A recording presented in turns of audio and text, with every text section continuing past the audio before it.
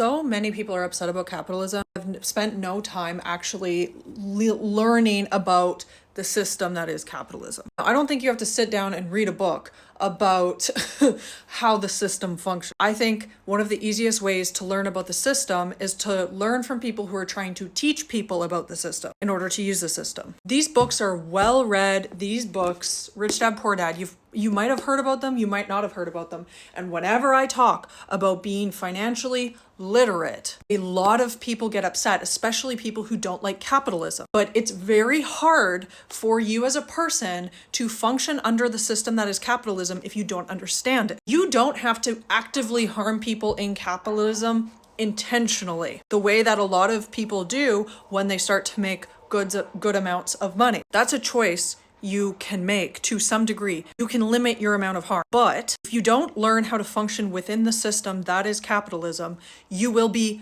a larger victim of that system. Now, this guy, Rich Dad Poor Dad, he talks a lot about the mentality that these people have. He's one of these people. But even in these books, he talks about capitalism and he talks about taxation and the fact that taxes were actually originally introduced to tax the rich, but the rich were able to manipulate the system to get out of paying taxes. Now, when we're talking about like what's going on in the United States, what's going on in Canada, all of these billionaires, I think it's really important to understand how the system functions in order to properly have conversations about what it would look like to adequately tax billionaires. The reason that these books are so easy to read is that they're told in a storytelling like fashion from his childhood and his experiences. They're not very like, this is how this functions and this is how that functions. He speaks about how he learned about these systems himself. These books help you understand why we have a housing crisis. These books help you understand why when they increase the tax percentage for the rich, it doesn't actually do much because they're able to find so many ways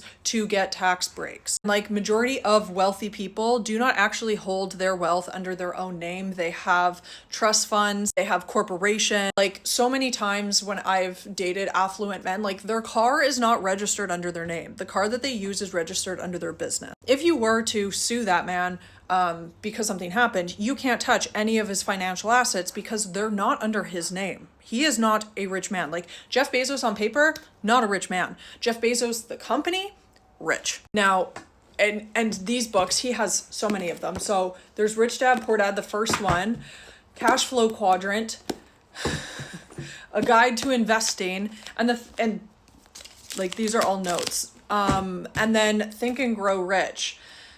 I think that we need to start having more conversations about what it means to be financially literate. So often I hear people say, why didn't they teach us how to do our taxes in school? Why didn't they teach us how to do this in school? Why didn't they teach us? You're a full adult now. Go and buy the book. It's $25. Just start to even understand the system a little bit better, because even if you might not be able to get yourself out of the system or out from underneath the bottom of the system, you might be able to understand the system a little bit better in order to address the problems that are happening within the system.